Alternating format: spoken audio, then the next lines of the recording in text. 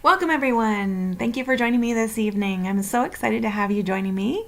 If we have not met, my name is Dr. Pamela Frank and I'm a licensed naturopathic doctor in Toronto, Ontario, Canada.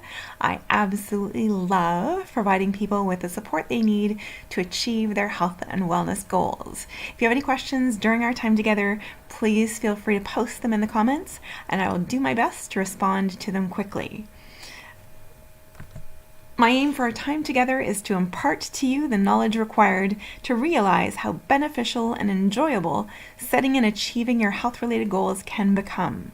We need to learn to change the conversation when it comes to healthy eating and fitness, lowering the barriers and becoming aware of what we really want and how to get there. Well-being is something that encompasses all facets of health, not merely your physical health. If you have any questions during our time together, please don't hesitate to ask.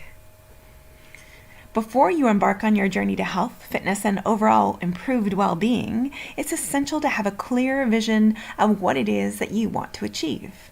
Having a clear goal is an easy and effective way to help you get back on track when things hit a speed bump, which they inevitably will. Just jot down the first 3 things that come to mind when I ask why you've come here today. You can share some with the group in the comments if you like. Otherwise, if you want to just send me an email later with them, I'd appreciate hearing from you. It's important to take time to consider how your current practices might not be benefiting you, and also the realities surrounding how best to incorporate new lifestyle goals to fit into your current lifestyle. It comes down to awareness, factoring in what works and letting go of what doesn't. What is the number one area of your life right now that's holding you back from reaching and exceeding your health goals? There are so many misconceptions surrounding fitness, well-being, and weight loss practices, in particular today, that it can be easy to be led astray by inconsistent and unreliable facts or misinformation. Making ourselves aware of the truth and also not allowing external social media to influence us is the key to success in ignoring what's not true and making sure that the facts are maintained. The first myth we're going to discuss is carbs, carbs, carbs. So many people give carbs a bad name. They're feared, they're avoided, they are omitted as if they weren't one of the most amazing sources of nourishment available. Carbs give us energy, they help break down proteins, they provide dietary fiber, and they increase our memory capacity, and they prevent weight gain. In some instances, these in the picture are not a good representation of the ones that you want in your diet. All of this is well and good to say, but if we don't eat the right kind of carbs in moderation, we're pretty much setting ourselves up for failure. Wising up on the right type of carbs to most benefit our lifestyle and help us achieve our goals can have lasting effects on our health. An example of carbs that help release energy over a more extended period of time and thus having a more lasting effect when eaten are those such as lentils or chickpeas. Studies have proven that the energy released by eating these proves more sustainable and ultimately more effective than the energy released from consuming short-release carbohydrates such as bread. This is just one straightforward and simple example of how getting wiser about our health and wellness facts can make all the difference when it comes to achieving our goals. There are some great resources to provide you with genuine support and real information about setting goals related to health and wellness. Check out a website called stageoflife.com/goal setting. And mindbodygreen.com. Search on their website for 5 hidden laws of goal setting, a cheat sheet to making this your best year ever. In the absence of clearly defined goals, we become strangely loyal to performing daily trivia until ultimately we become enslaved by it. That's from Robert Heinlein. The reason most people never reach their goals is that they don't define them or ever seriously consider them as believable or achievable. Winners can tell you where they are going, what they plan to do along the way, and who will be sharing the adventure with them. That's from D. Watley. Another misconception when it comes to achieving our health goals is comparison is the thief of joy. A healthy lifestyle looks different for everybody, just as our bodies differ in shape, size, genetics, composition, and our lifestyles. Optimum health and weight will look very different for one person than it does for another. Comparing yourself to someone else is the first mistake we make when we're trying to achieve a more active, productive, and happier lifestyle. Just check out Instagram, for example. There's all kinds of pictures of perfect people achieving perfect things, going on perfect trips. Those are not reality. And anyone that's comparing themselves to those people, you're doing yourself a disservice. So are you guilty of comparing yourself to others? I'd love to hear about it if you are. Possibly the most important thing I want to leave you with from our time together is the understanding that health and fitness are very personal things. As soon as you start to turn inward and assess your lifestyle, your goals, and your experience, it can be refreshing to realize that nobody is responsible for your body or your life other than you. Taking the reins can seem difficult when people around us are all going about their daily lives, seemingly completely oblivious to our own struggles. But therein lies the truth of it.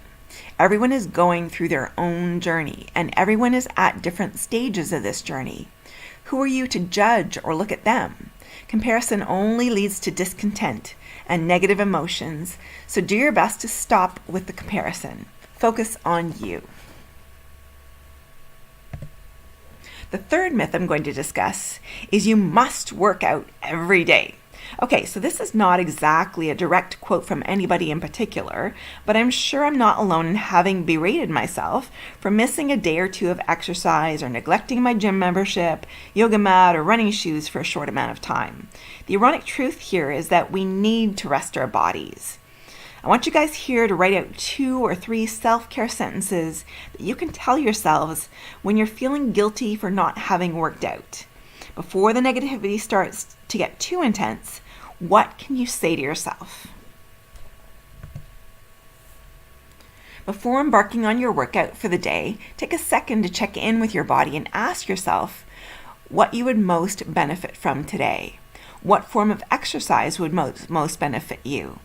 Would it be actually taking a rest today or just going for a long walk outside? It does not have to be an intense workout every single day. Along those lines, take rest days. As soon as we master the mentality of the rest day, we can begin to see the benefits of a regular fitness practice. Giving your body a chance to recharge, rest, and absorb the benefits of having moved for several days in a row in ways that you might not be used to moving it, pushing it slightly further than it might be used to, that's when the rest becomes actual rest and not just a guilty day off. There's no guilt in taking care of your body. When is the last time that you took a rest day?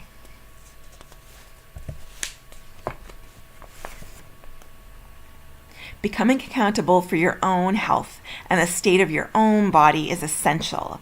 Setting goals are one thing, but taking it upon ourselves to follow through on them and take responsibility for our body is key to achieving any of them. Our bodies take responsibility for so much, leaving us with space to enjoy and experience life to the fullest. The least we can do is take care of what we put into them and how much we move them. Being grateful for this and realizing how fortunate we are in having these things is key to maintaining health and happiness. I'd love it if you all shared one thing you're thankful for in your lives at the moment, be it your body or something or someone in your environment. Another thing to consider when embarking on a fitness or health journey is personal preference. Do you hate the gym? Then don't go to the gym. Run outside, walk the long way to work, take the stairs. It really can be as simple as making these small changes. Just be aware of where you're using or not using the energy that you consume in the energy that you consume in the form of food. What's your favorite way to get active? Just honor this. Do something you enjoy doing. Then it's not a chore. The spike of interest in health and well-being has meant that an overwhelming amount of new age and creative fitness classes have now become widely available for everyone.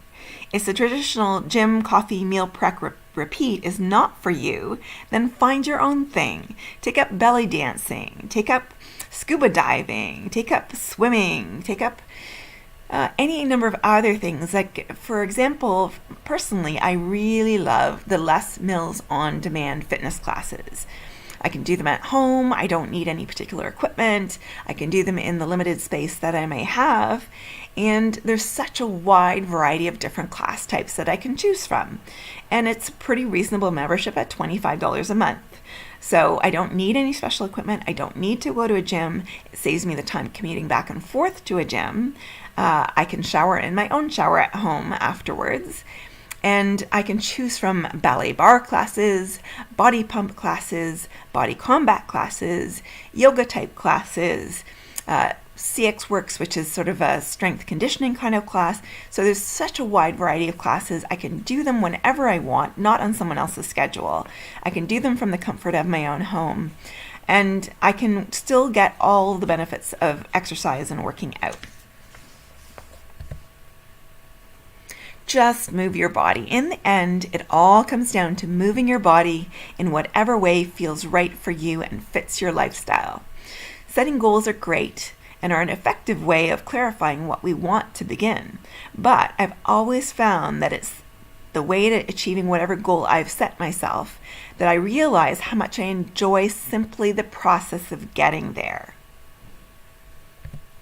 Coming back to the idea that fitness and health journeys are incredibly personal, ask yourself regularly who you are doing this for. If the answer is ever anyone besides yourself, you're doing it wrong. Your answer is rarely somebody else, which is a great quote from Nayyirah Waheed. The balance we're trying to achieve when seeking a healthy lifestyle is being able to continue work, social, and personal life in a way that also makes room for health.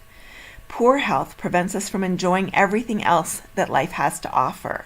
Without our health, all other aspects of life are dulled.